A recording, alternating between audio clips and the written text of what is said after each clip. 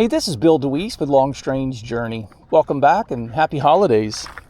Have you ever wondered what all the fuss is about these suspending twitch baits? By that, I'm specifically referring to what is arguably the best hard bait for inshore fishing on the market, and that is the MirrOlure Mirrodine. These have been around forever. In fact, you might have had one of these recommended to you by some bait shop like I was way back in like 1985.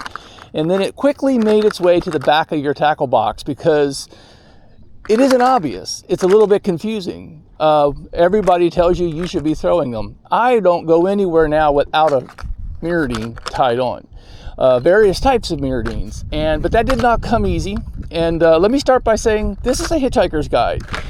Let this line represent everything there is to know about the Mirrodine. This line represents about how much I know. So if you know this much, this could help you. If you know that much, chime in. Give us some feedback. Let us know what we're missing. I want to make sure you understand, because I get some feedback from time to time like, oh, gee, I wish I knew more about those things. And I like the way you throw hard baits. I have no clue. And surprisingly, that happens way more than I thought. I never intended to do a Mirrodine video. I know people that know these up like the back of their hand much better than I. But the feedback still comes, so here we are. So what I'm showing right now is the 27MR. So let's start by acknowledging there's a lot of numbers and jargon and color patterns and such. In fact, this is the crunch pattern, which I affectionately call the crinkle pattern. You also have the BG, the broken glass. You also have the Series 2. You have the CIs. You have the skins. You have a lot, and each one of these do different things. They're different size profile. Profile matters much more than color. It matters a lot. So actually understanding these profiles, sizes is really important. If you just divide it between sinking and suspending, and looking down from sinking and suspending, you have the suspending side, you have the 14MR, the 17MR, the 27MR, and that changes in size, getting smaller to larger.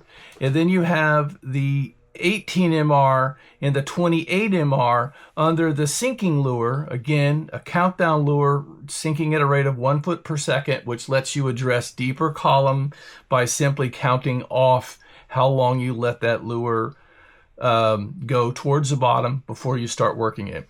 You have the 18MR, and in newer cases you have the 28MR, which is the same as the 27MR, only they are sinking, and this is a suspending twitch bait. The suspending twitch bait 27MR is going to sink at a rate faster than the 14MR or the 17MR, but it's still going to stay relatively close to the surface, especially when you twitch it. This one you can allow to rest at longer periods and address much deeper water column areas.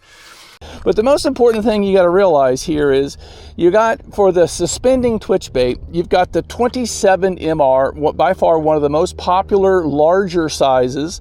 This is an exceptional summertime bait, fall bait. This is my snook bait. I got this guy tied on down there. I call him Scar because he's all scarred up from catching snook after snook after snook. They have much larger hooks, so they can handle a fish with a larger lip, and you can really horse a fish with this. And they do cast very nicely, and most importantly, they get patterned after much larger pinfish, much larger pilchards, and the profile of the bait is 9 times out of 10 the most important factor in helping you catch fish, because they'll key in on that profile. Here I'm going to show you right now, I'm on Flats Class University. It's in December, and the bait of the month in the lure challenge involves the new Chameleon. This is their brand new, this is in the bone, this is in the pink. These, you'll notice, are a lot smaller. This is the pink Chameleon. I lost my purple demon chameleon right away on some rocks in the Chassahowiska 2 weeks ago. This is the emerald green. So these are yet another type. They are a translucent a new product that's a translucent color that's supposed to adapt to the color of the surrounding environment. So they're a little bit more translucent, a little bit more subdued. You'll notice these are in the 17 MR. What you saw before, 27 MR, this is the 17 MR. You got a very big size difference. In the wintertime, these are the way to go. Also, sometimes you even need to go a little bit smaller, and you look at the 14 MR. The 14 MR, me and a buddy were in the 10,000 Islands, and they only wanted 14 MRs. I had 17 MRs, I had 27 MR, I prefer the 27 MR, I'm throwing them like crazy. What we noticed was all the bait in the water was literally 3/4 inch schools of fry bait. They so keyed in on that. The problem with these lures is you now have to look at your rod choice. You'll notice this lure has a much smaller hook. This smaller hook, especially on soft mouth fish that are very commonly sought after, like larger speckled trout, you can hook up with the fish and you'll lose them at a pretty dramatic rate. So this is the Emerald again, but 17 MR, again, smaller hook pattern, smaller lure pattern, but you'll notice now I'm looking at a ultimate trout rod. So this is a super lightweight rod. It has great shock absorption in addition to your drag. It's going to protect you from ripping this lure out of a fish's mouth rather than bring it to the boat and get it into the net or hand land it. So what you're going to want to do is make rod selections based upon your lure selections. If you were fishing a 14 MR, because that's what the fish are telling you they want, you're even going to need to go to a finer rod, or make sure you are using your finest rod. You do not want to be using a broom handle with a lure that has a hook that small.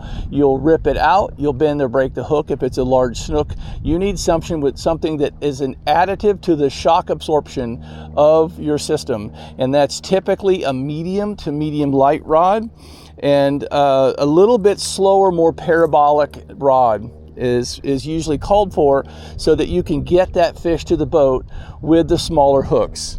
The most common lure that you can get your hands on for fishing, it is the paddle tail. You can give a paddle tail to somebody who's 8 to 88, and every now and then look over and just say, hey, yo, turn the handle, Randall, and they will catch fish, because that's all you have to do with a paddle tail is keep it moving in the water. You can get sophisticated, but you don't have to get sophisticated. One of the things you realize when you have this 17 MR, 27 MR, 18 MR for the sinking, and the 28 MR for the larger sinking, is you are part of the lure. That's the big key difference. You are actually making this lure. That's why it's called a twitch bait, a suspending twitch bait, or a sinking twitch bait. Your twitch action is actually making this lure flip and fall, and flip and fall. So you are actually now part of the lure. You can't just turn the handle, Randall.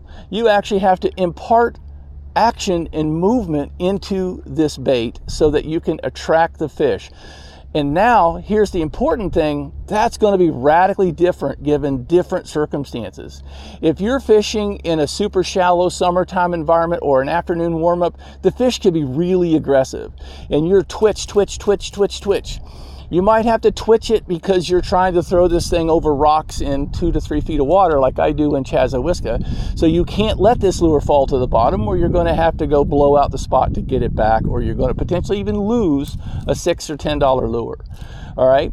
So the variable rate in which you're going to manipulate this lure in order to impart very specific actions to dial in, let the fish tell you what they want. If they're cold and lethargic, you might have to do incredibly long pauses. One of my favorite techniques, which I'll show you some footage here from a day we did in 7 Cabbage, is we're in incredibly shallow water, and there's a natural riverbed running through that was going down to 8-10 feet deep. There was a huge range of tide that day, and so we had huge tidal current on an outbound flow. What we did is we fished the river within the estuary, and you throw that lure up. You don't really have to do much with it. You give it a twitch and you let it fall, but it's falling now with the current. Sometimes you literally are just lifting the rod and reeling down the slack. If they're super lethargic, it's super cold water. Here we were doing twitches. It wasn't the early part of winter. It really wasn't cold yet. The trout were really super active. And we had zero problems waking that trout up and getting them involved in this because we're imparting certain actions. There we go.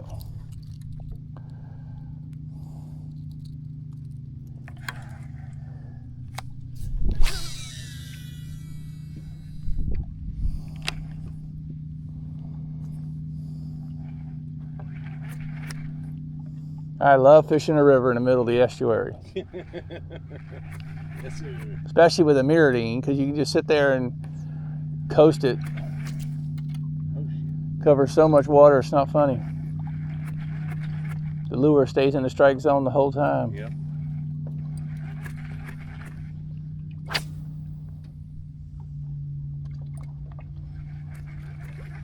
Oh, there we go. Hail to the Yale. No, you're good. Come up front. Yep. Switch. Do this trout shuffle. Oh, that's a good one.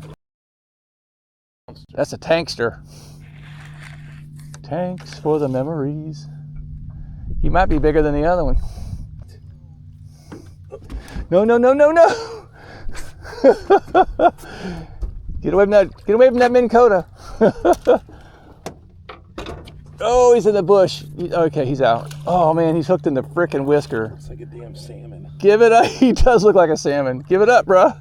You're going around the boat like a jack. Oh, he's giving it up. Oh, crack. Oh, get out of there.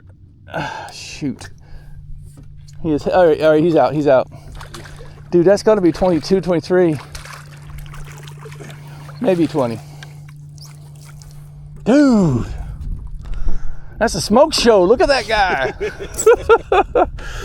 So if you're around fish, you don't end up knowing exactly what they want until you start fishing and you go twitch, twitch, pause with really long pronounced pauses.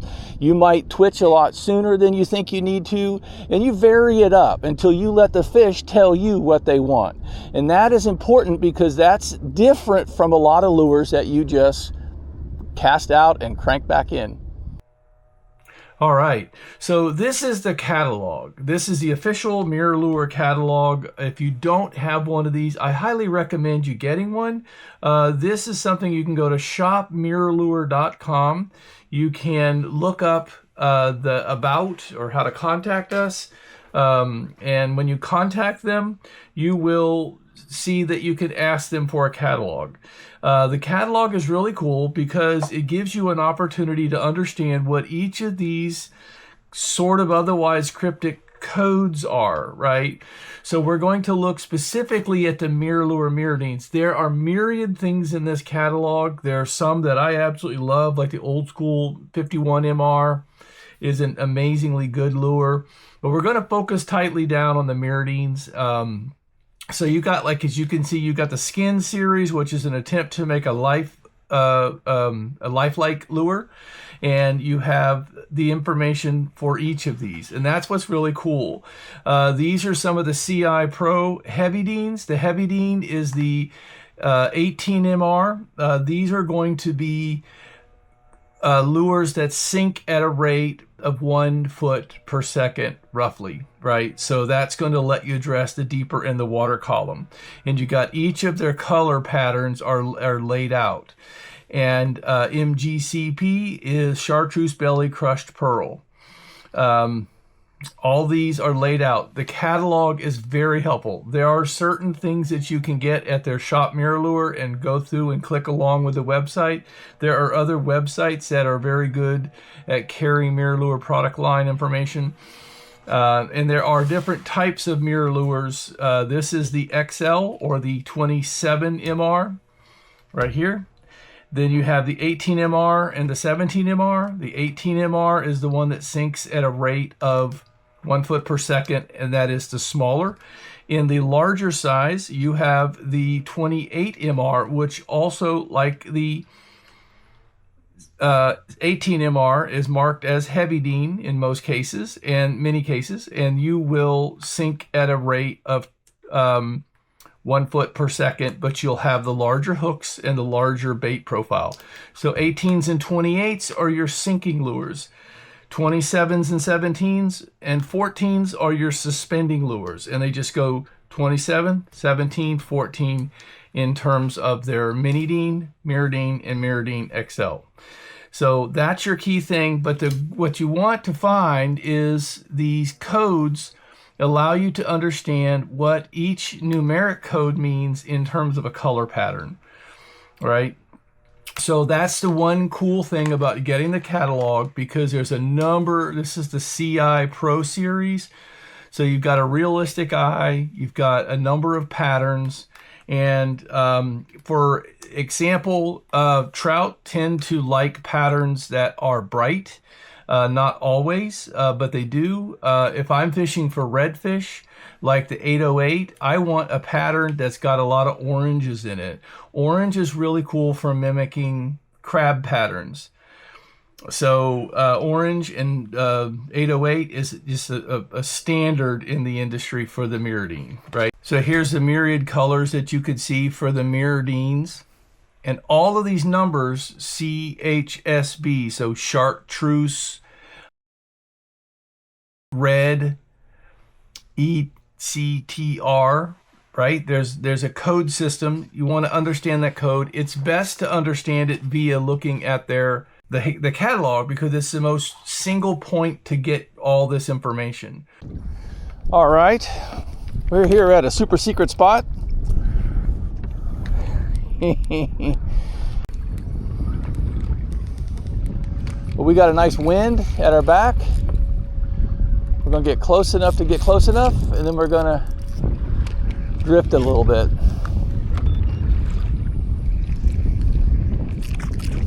All right, so let's first start talk technique.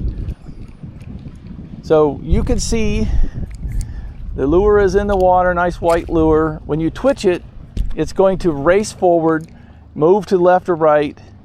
And like a walking lure, you can back off on the slack when you twitch it, and you'll see different actions, but it's really just gonna flash out and then it's gonna fall. That fall is typically when you're gonna get your strike, because it mimics an injured fish, a very erratic fish. And so I'm throwing up into super shallow water, and I'm gonna twitch. I got my drag too loose. I'm gonna twitch, pause, long pause. Sometimes you'll set the hook on the twitch because they ate it on the pause, right? That's a very common scenario.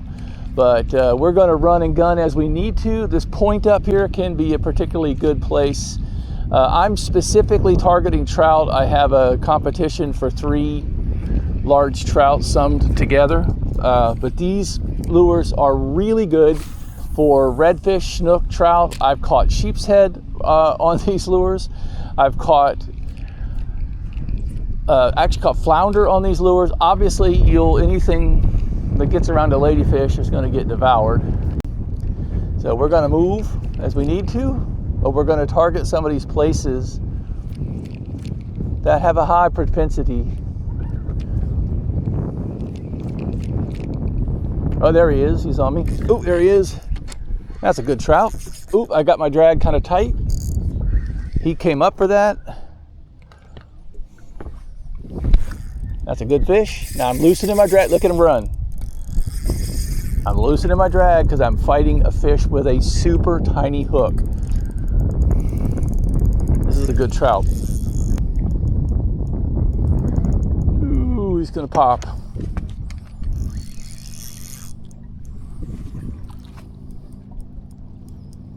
Don't want to stab that fish. They do not like the net. There we go. All right, he hit that hard and then he got loose. Now I can spot lock us.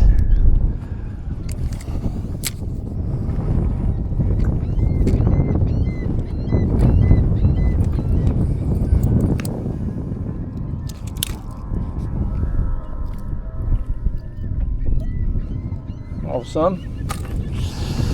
Yeah, that's a good fish.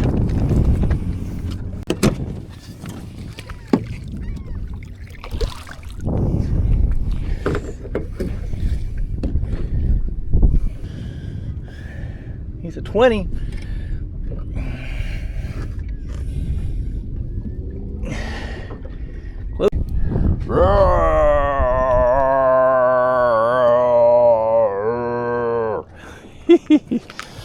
All right, let's put this booger head back. Thanks for the fight, brother. That's a beautiful fish. Ooh, he's gone. Hasta Luigi. All right.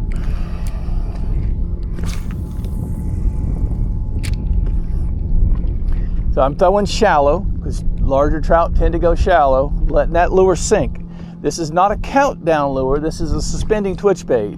Now, if you were fishing with a 18 MR, which we do in the wintertime, that's a countdown lure. That lure is going to sink at a rate of 1 feet per second. There we go. There we go. Maybe this murky water is still going to work for our advantage.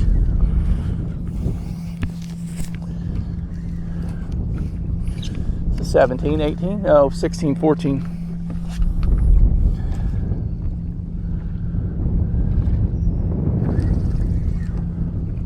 So I twitched that and just left it alone.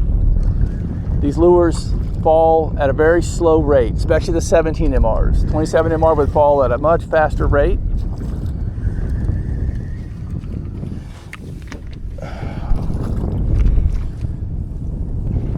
He's not a measurable, so we're not going to get that net tangled up. Over the rail, into the pail. Well, if you were eating trout, that would be a good eating trout. Hey, help me help you. Now, obviously, it's wise to crush the barbs on these because you're going to be dealing with them. You'll notice if I bring them out, I got some of these lures. I've actually switched to single inline hooks. That's a little friendlier around the net. That's 17. That's a perfect eating fish right there. That's awesome good.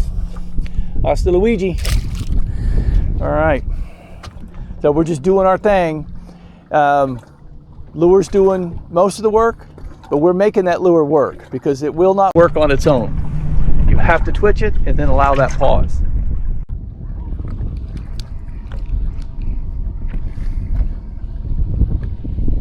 We got the shallow. Oh, he's on me. Yeah, he's on me. What is he?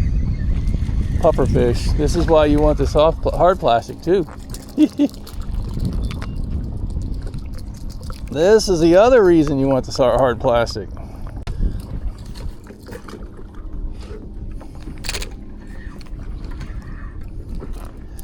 When you get the toasted marshmallow fish, and you will,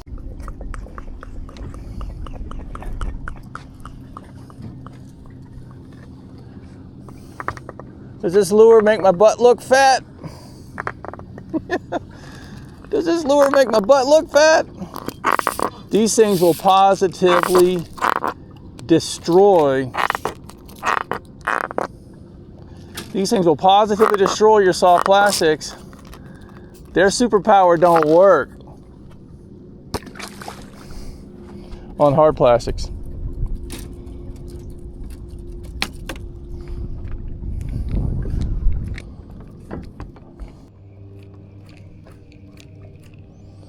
Should be some redfish in here.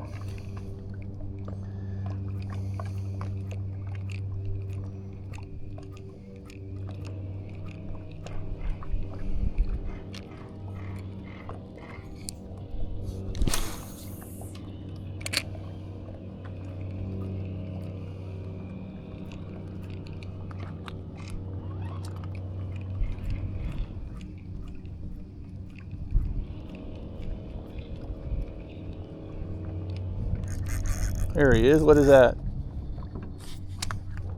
That's a redfish. Just working it slowly and letting it get really close to bottom. And here we go.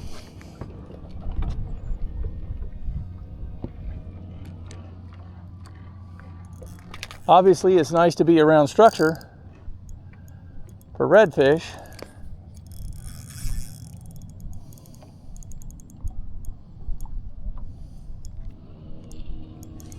Well, he is not done fighting.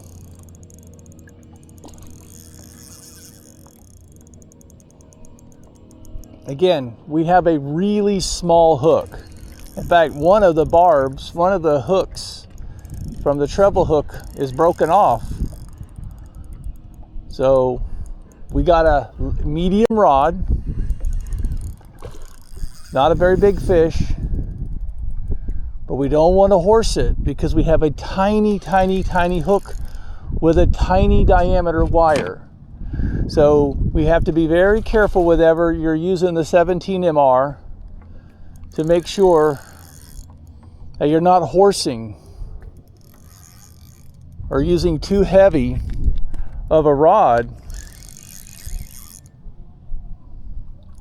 He's not a giant fish, but he still has the ability to pull that hook and deprive you of a good photograph.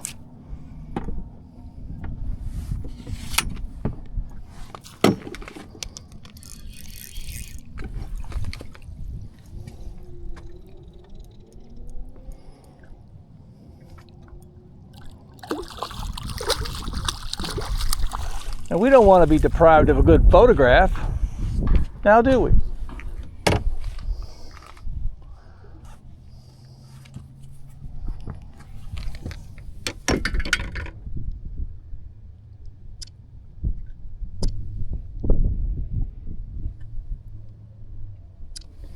We don't want to be deprived of a good photograph.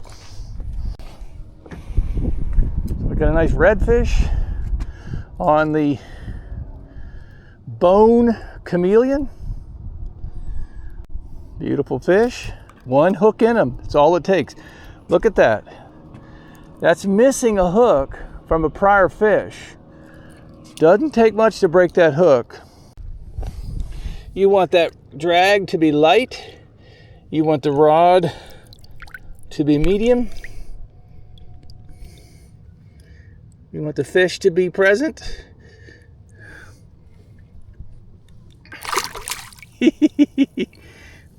Hasta Luigi.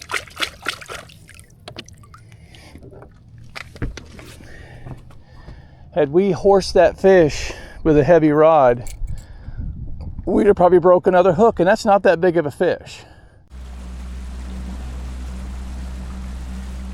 Hey, well, I sure hope this has been helpful to you and gives you insights into how to take advantage of this lure. I know that in certain circles, it's an extraordinarily popular lure, but there are still people who aren't familiar with it, have questions about it, and want to know more about it. So hopefully this helps cover the basics. There's a lot of stuff you can learn and continue to learn and experiment with different formats and sizes and different characteristics.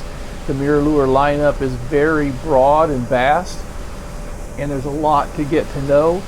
But as far as the Mirrodine itself, this gives you the basics to be able to get started in understanding why this might be a little different from some of the other lures that you've been using, and this hopefully opens the door for you to be able to take further advantage of this lure. If you have any feedback, I'd sure love to hear it, and hopefully this helps you on your journey. Thank you very much for watching.